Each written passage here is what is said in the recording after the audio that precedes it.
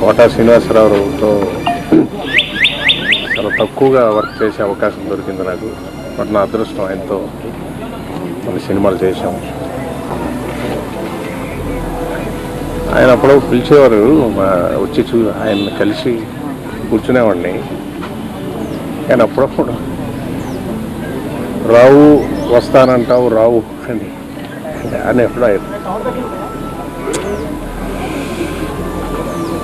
3 నెలల ముందు కూడా ఆయన కలుద్దాం అనుకుని ఎందుకో ఇలా నెగ్లెక్ట్ చేసి అసలు ఇలా వస్తుంది అనుకోలేదు. ఈ న్యూస్ ఎప్పుడు ఊహించలేదు. ఆయన చాలా హెల్తీగా ఆయన మారిపోయారు. చాలా బాగానే ఉండేది.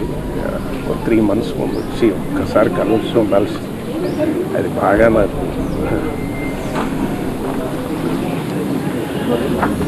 ఆయన అచీవ్ చేయంది ఏం లేదు, చూడండి ఏం లేదు.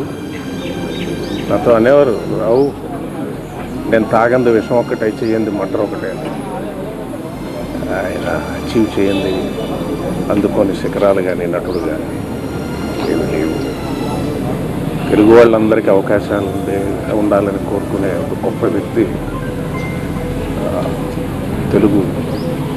తెలుగుదనంలో ఒక మహానటుడు. తెలుగు ఏం చెప్పాలి, తెలుగుకి ఆయన ఇది డిక్షనరీ. మనకి ఆయన చేయని క్యారెక్టర్స్ లేదు. తెలుగు వాళ్ళకి రావాల అవకాశం. ఎప్పుడు దానికోసం మాట్లాడే ఒక వ్యక్తి.